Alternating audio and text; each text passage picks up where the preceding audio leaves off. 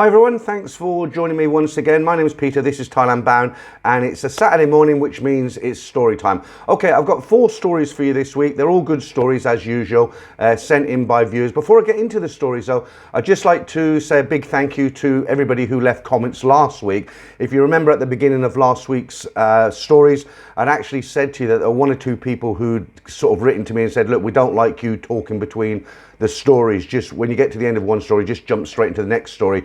And everybody came back and left comments. They were all positive. People said, look, Peter, just keep what you're doing. We like the format. Don't change it. If they don't like it, they can watch something else. So again, thank you very much for that. There was only 1 negative comment. Some guy wrote in and said he doesn't like me talking about this, full stop. So okay, so I'll keep the format as it is, and we'll continue it like this, as it were. Okay, let's jump straight into the first story. สวัสดีค่ะ I started going to Thailand about 12 years ago.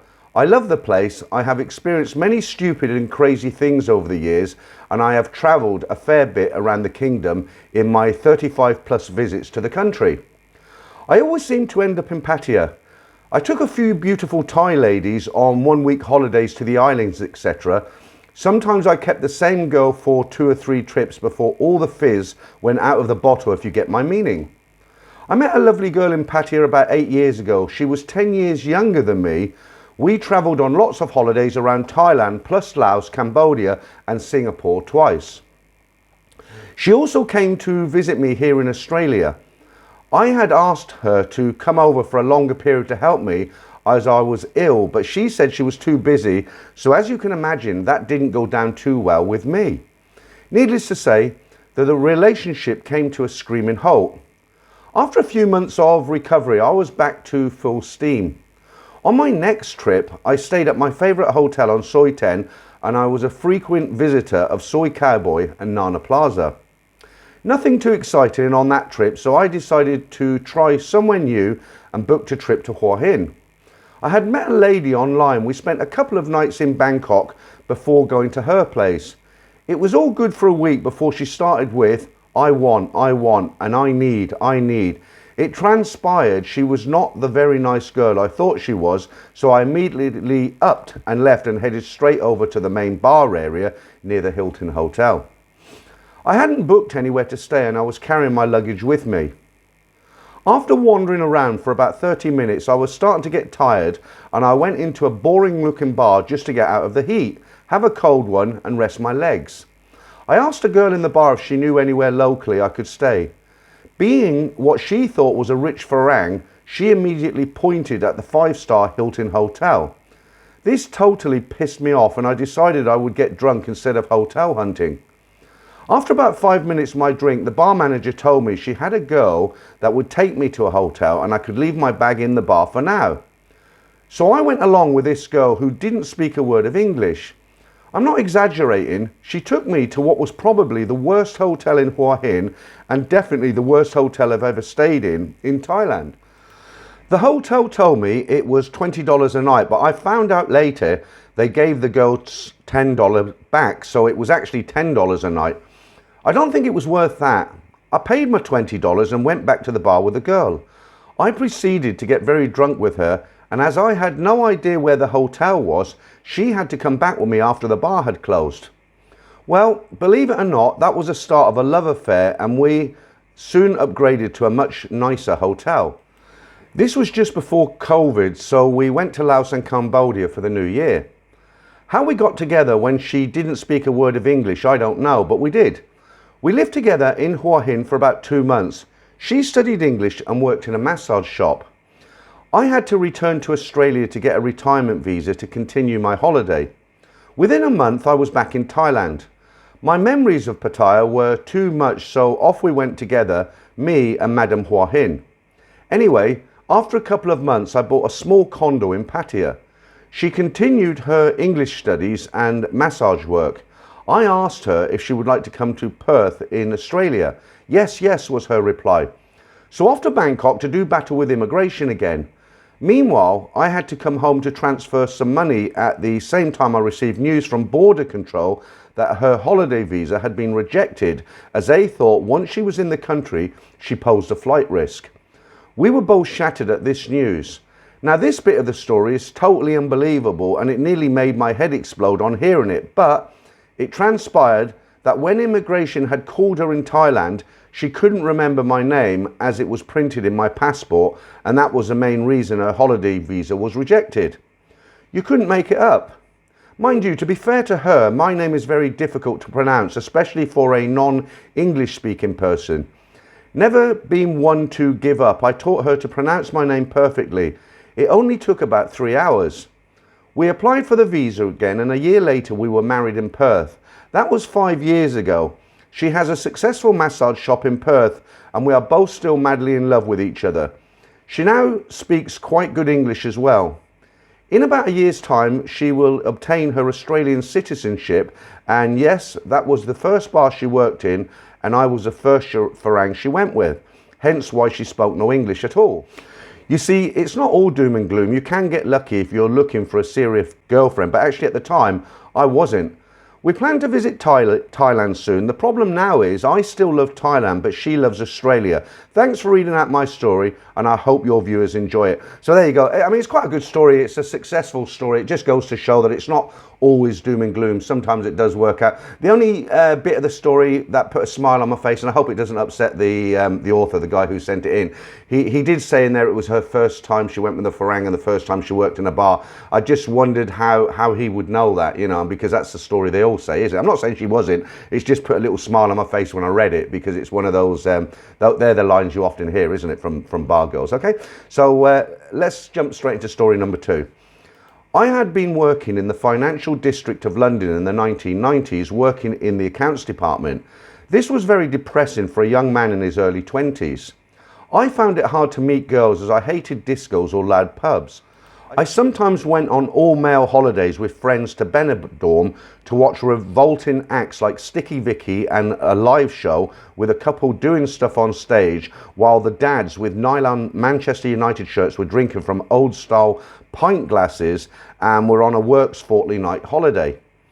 I was seeking adventure and was drifting through life. To my delight, I found myself being redundant from my company and they gave me a nice leaving salary packet.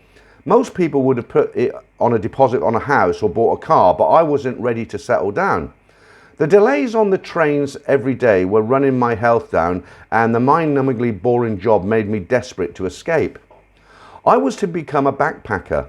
I went down to the African Travel Centre in King's Cross and found an advert for a London to Cape Town trip overland.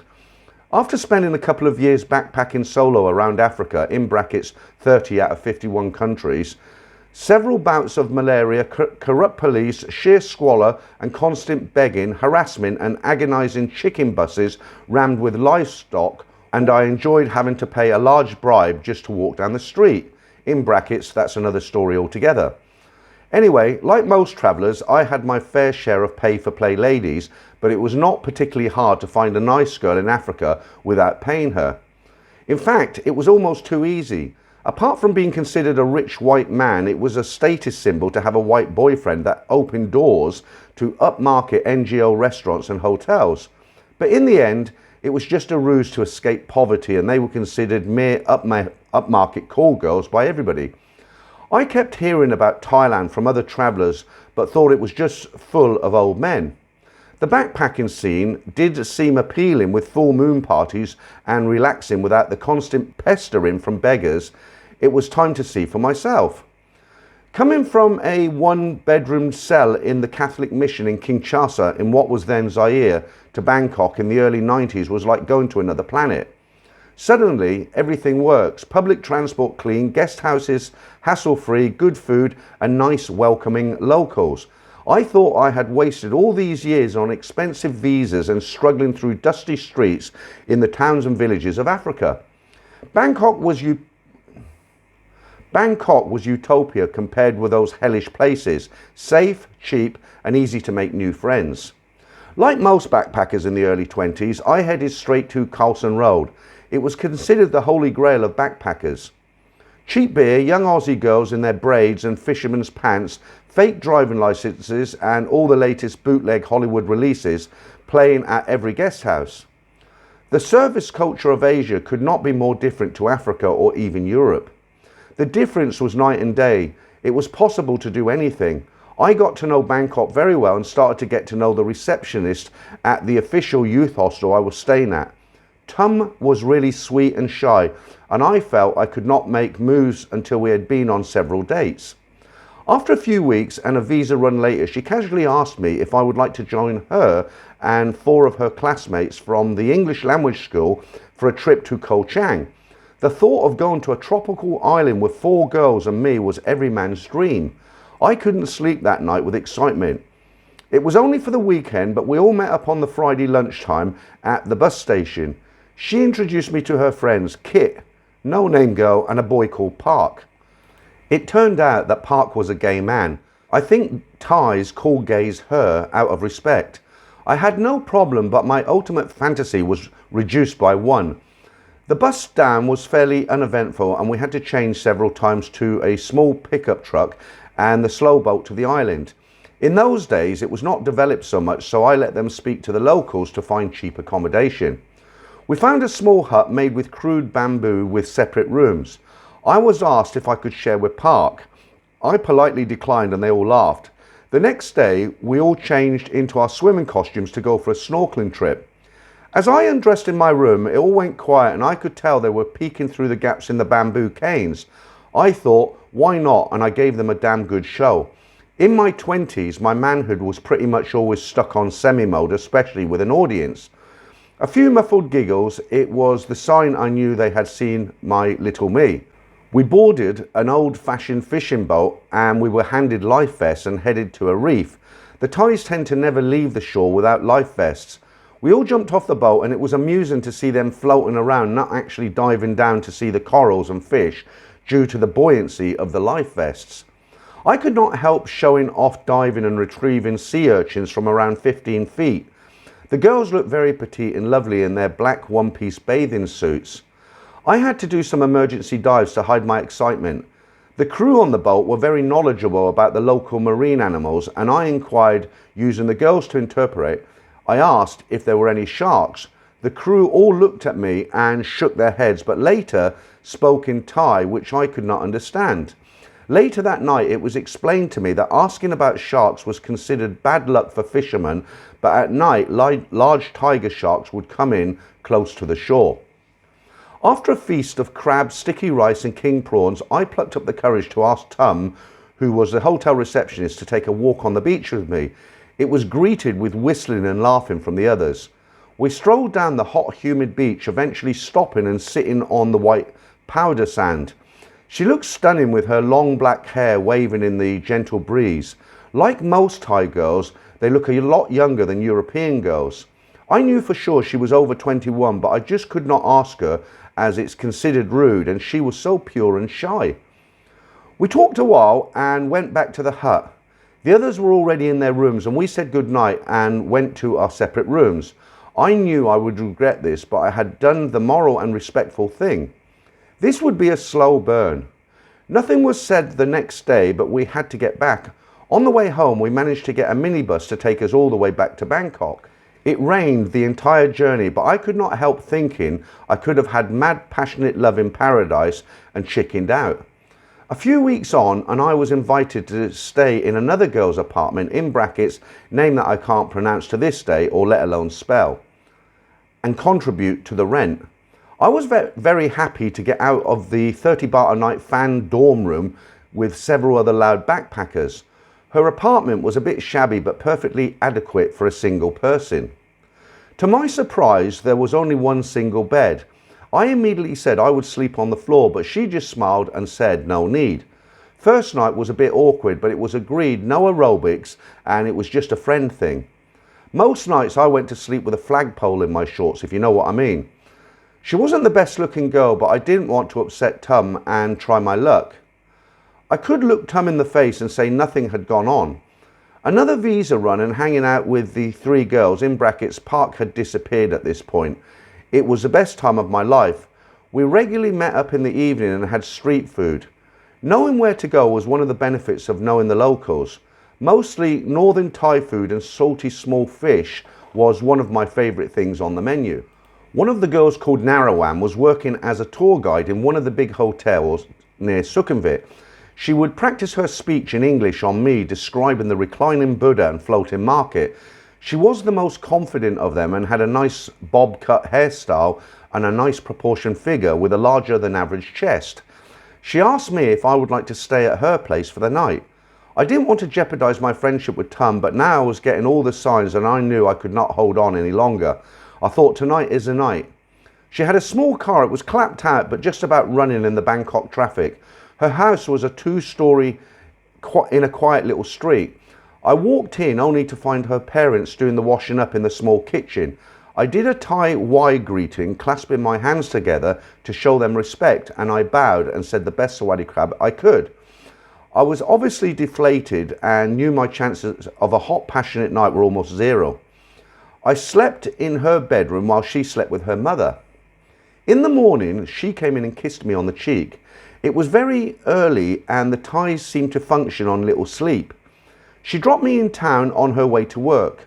While sipping a large iced coffee we had got from 7-Eleven, I plucked up enough courage to ask her if she would like to come up to a jungle resort in the mountains. She smiled and said as a travel agent she could get staff rates. We decided to go on the trip the following weekend. Finally I would get my wicked way. She picked me up in her car. We drove to the countryside and got a long tailboat which took over an hour to reach the resort. It was pitch dark when we arrived, but this place was out of this world. The huts were made from granite and marble. We dropped our bags and headed out for dinner. That night was the most passionate night of my life. Being in my early 20s, it went on until we could hear the roosters calling out first light. After this, we went to empty hotel rooms where she worked or wherever we could to have some privacy. On one occasion, we were round Tum's place and we made love in the shower. I was halfway through the act when she said Tum could join us. It was past the point of no return, but this really stuck in my head. 2 girls would be the ultimate fantasy. The moment was lost by her parents coming in and we got dressed and dashed out the back. I never had another chance again, and that's one of my biggest regrets. My money was running out and Narawan was getting very clingy. She knew it would end soon. Several crying sessions followed each time we were intimate. She even offered to move up to another hotel chain in the north of Thailand and support me. I just knew I would rot and become an alcoholic like many Farangs before me. It was time to go back home. On one dreaded day, me, Narawan and Tum took the final taxi to Dong Muang Airport and said our goodbyes. We knew it would be over as I had precisely £143 in my bank account and would need to save up for 12 months before returning to Thailand. She had been the sweetest and most generous person I'd ever met. To think she knew I had no money and she offered to let me live with her for free. Years later, I heard Narawan was working in Dubai and Tum had found a Western husband and was now living in Europe. Life's too short, and it's true. It is wasted on the young. I will remember those days to the end, for I have already been to paradise. What a great story. So, this is something I come across quite often. You'll get guys who come out here in their 60s, 50s and 60s and have a drink with them and what have you. And they'll tell a similar story. They'll say, look, you know, when I came out to Thailand when I was 20, 21, I then went back and I had a family and, you know, money was tight. And you know, now the kids have all grown up, I'm divorced, whatever, and they come back because they've got such great memories of when they came when they were younger. And I think a lot of guys who come out here in their 20s when they're young, and perhaps they never come back again, they just come out on one vacation and they don't come back, they get married, have kids and all the rest of it. Thailand will stick in their memory, and often, a lot of the time, they'll think to themselves that was the best memory of their life, coming to Thailand. So you can see the draw. All right, let's move straight into story number 3. Hi Peter, I enjoy your YouTube channel and rarely miss a story. My story is about one of the first solo trips I made to Pattaya. I have travelled to many places in Thailand with friends and decided it was time for a solo trip. Upon arriving in Bangkok, I checked into my hotel on Soi 4, which is conveniently located a stone's throw away from Nanaplaza. After one night in Bangkok, I headed to Pattaya. I checked into my hotel off Soi Buakhao around 2 p.m. I spent a few hours at the pool, then back to my room to pore over the selection of beauties on Tinder. Within 20 minutes, I had connected with a lady and made arrangements for her to come to my room around 7 p.m. Upon opening the door, I was pleasantly surprised that she had not photoshopped or filtered her profile pictures, which is quite common on dating apps. I invited her in and first made sure she was not a ladyboy with some keen observation skills I have developed over time. She told me she was from the north and had 2 children living with her mum and dad. She was absolutely stunning, but I could tell maybe she had some surgery to enhance her beauty, which was fine by me. After about 15 minutes in the room, we were off to a wine bar not far away. Sitting across from her at the wine bar, I was even more amazed at her beauty, and her English was very good. I knew this was going to be a good night. We talked and laughed for about 2 hours, and she had 3 or 4 glasses of wine and I had at least 4 or 5 beers. We left the wine bar and walked down Second Road holding hands like it was our honeymoon. I noticed a few guys in the bar giving me the thumbs up. I felt like I'd hit the jackpot. We stopped at another bar which her friend owned and had one more drink. I bought her friends a round of shots and then we left. Back at the hotel, the aerobics were amazing. She was feeling pretty relaxed after the wine and seemed to enjoy it as much as I did. She stayed the night and left around 8 AM in the morning. Before she left, we made plans to see each other again in the evening. She showed up at my hotel, of course, 30 minutes late, as expected. She suggested a restaurant called Sky Gallery, so we hopped into a taxi and off we went. I was quite impressed with the restaurant. Beautiful view, good food and great ambience, but definitely pricey. Dinner, appetizers, wine and cocktails for the both of us was about 3,500 baht. After dinner, we repeated the same as the night before. She brought me to another bar which her friend owned. More drinks, more rounds for her friends, back to the room for an even better night than the previous ones. The next day, she texted me and said her and her friends would pick me up at around 6 PM and she had another restaurant she recommended. She showed up with 3 friends, a lesbian couple and the driver, which all seemed to be a lot of fun. Off we went to another restaurant on the ocean, which again appeared to be pricey. The 5 of us ate and drank and enjoyed ourselves, but I was starting to see a pattern emerge. In the back of my mind, I knew she was using me to treat her friends to an expensive night out. We left the restaurant and the bill was again 3,000 baht. She almost seemed disappointed that it wasn't more money, as more money meant more face in front of her friends. Anyway, we all headed back to Central Pattaya and hit a live rock and roll music bar and drank for a few hours, and yes, it was all on me. Back to the room and another repeat again, even better than the last.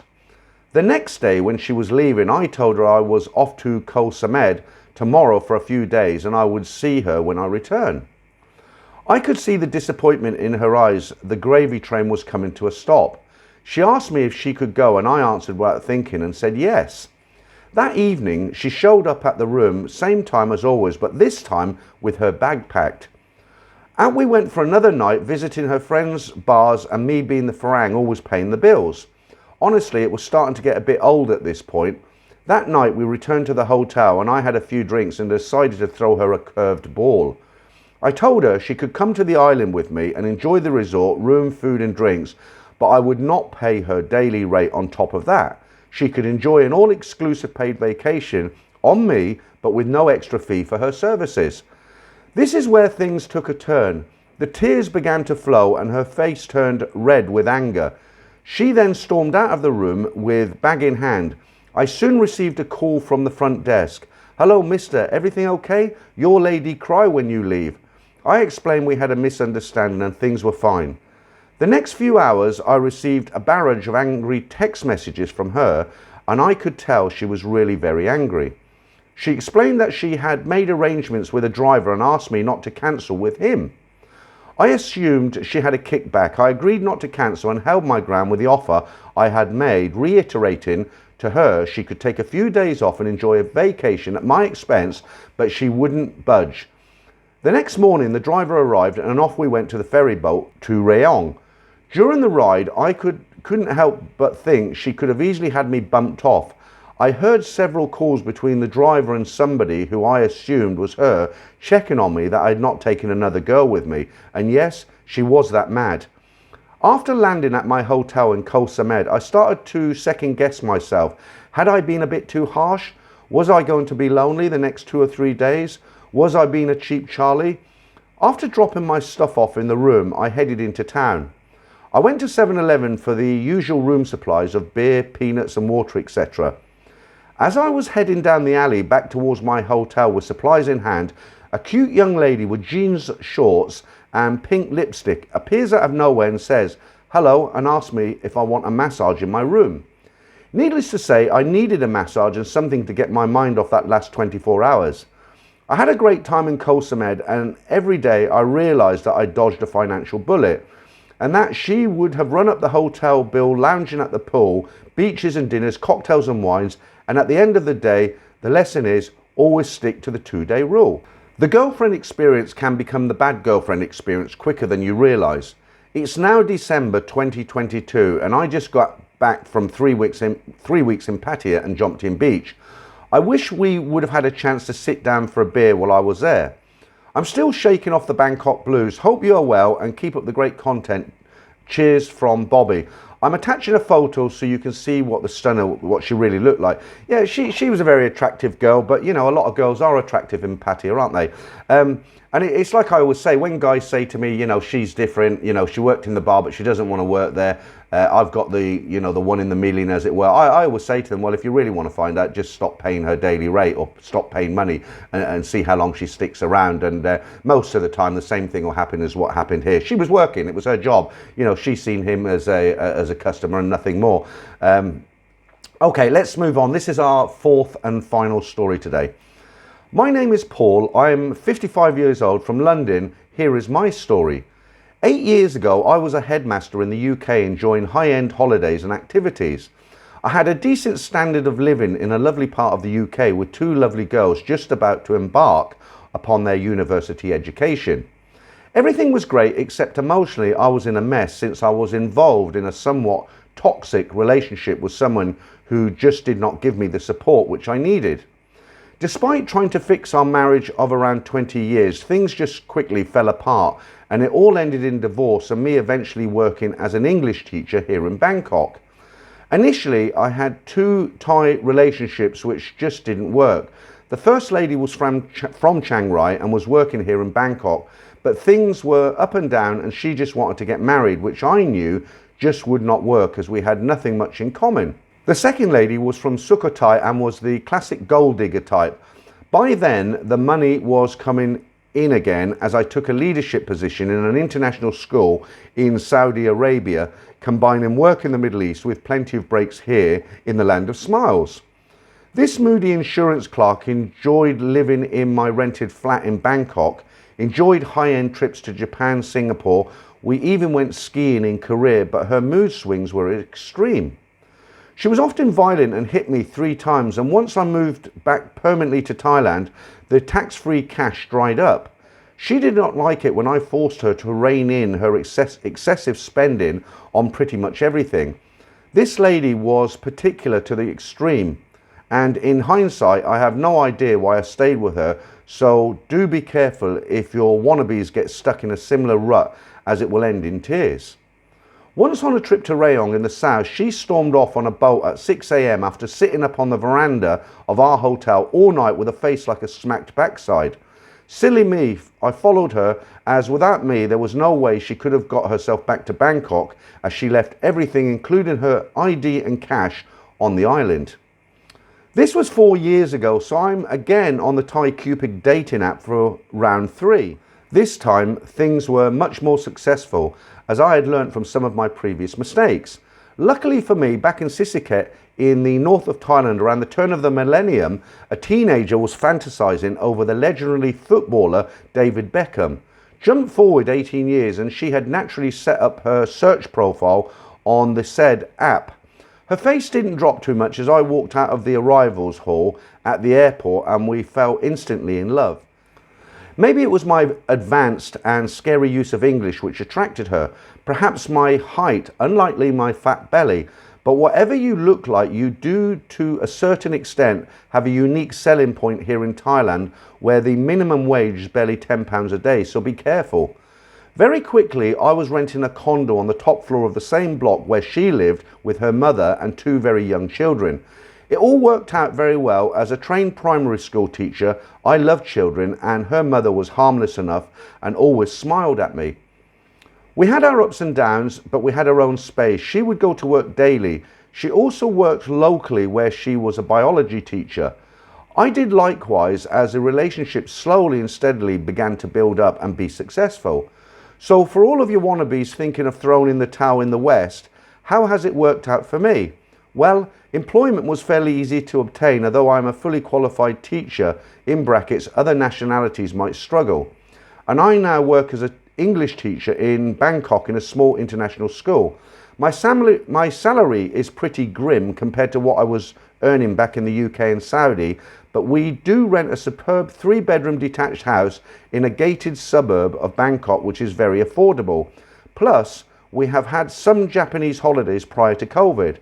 I always spend less than my limited salary, and I can just about stay afloat financially. Our relationship works very well because we kept our own space for the full 2 years, and the love blossomed as she and her children learnt more English. The 8-year-old girl now speaks fluent English, and her younger brother is not far behind. A few weeks ago, my girlfriend was confused over some random phrase I was using, but her daughter was easily able to translate for her, and that felt great for everyone. Anyone embarking on a lifetime to Thailand should remember that it takes a lot of hard work to keep things going. One needs a unique selling point. Often money is not enough. Once you have progressed beyond the stages of extreme aerobics and fantasy, it is necessary to have a plan. For me, it was easy. My unique selling point is that I have fully accepted her family.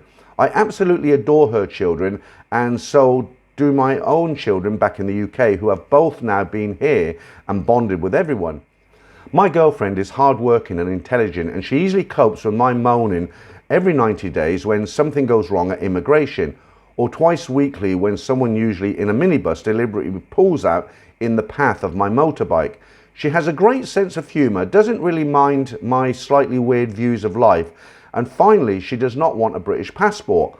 Our future, once I eventually retire, is probably in Isan, with a couple of trips back home to England every year. I do miss some aspects of the UK. Thailand is a friendly place with lovely people, but it is different. I can communicate in basic Thai and have taught myself to read and write some words, but things are hard work. The years are different here. They count differently. Logic is not always logical. So if you learn to speak the language, then as long as you can afford it, I recommend your move to Thailand. My partner is a lovely lady. She has her beautiful children who I love as my own. Her family are normal, and there are no massive financial payments just to stand still, as in so many other relationships here, which we read out about normally end in disaster. The £20 I paid to join Thai Cupid for just 1 month was worth it. Back home I would just not have had any matches, but here I had more than I could handle, so it was the best investment I ever made. I am literally living the dream. Decent weather, no cynical issues of light reduced depression. Every November to March, as back home, the petrol is dirt cheap. I swim every day and am surrounded by hard-working students with a 1950s mentality to work ethics, which my fellow British teaching friends can only dream about. I am in the best relationship ever. I love my partner and her family, and I recommend this lifestyle to anyone once you hit your middle ages, as I literally feel like a new man. So there you go. It seems like a week of positive stories. The one there on the island was a bit negative, but most of them were positive. And he is right. You know, when you come here, you do have to have a kind of a plan. And I think the main thing for anybody, regardless of how much of a budget you're living on, you might be a very wealthy person, but something that's very, very important out here is you do need to find something to do, a hobby or a part-time business or anything, you know, even if it's voluntary work, because what will happen, I've seen this a lot of times, is guys, they retire back home, they come out here, you know, they go out in the evenings, and then they find in the daytime they've got nothing to do. So they don't want to sit in an apartment, they don't want to sit on a hot beach all day. So what they tend to do is they'll go into a bar just to be sociable. And you know what it's like, you're sitting in a bar and everybody's drinking beer, and they'll be like, you know, have one, just have a small one. And of course, the guys who are sitting in the bar with you are on holiday for 2 weeks to a month. So it doesn't matter if they drink in the day. When they go back, they're going to go back to their normal life, aren't they? But of course, once you get into that kind of drinking in the daytime vibe, as you could say. Once you get into that way of socializing, then it's just a downhill. It's downhill all the way from there, because you'll keep drinking every day. You'll become an alcoholic, and once you're an alcoholic, you're doomed, basically. So okay, so that's it for this week, guys. I hope you enjoyed those 4 stories. There'll be more next week, as always. The live streams are on a Sunday now. I'm trying to retain my UK audience, so I tend to put them out at 11 o'clock Thai time, 11 p.m. Thai time, which is about 4 o'clock in the afternoon in the UK. So that's every Sunday. I might in the future do another one in the middle of the week, okay? But for now, that's it. Thanks again for listening to these stories, and I'll see everybody once again next Saturday.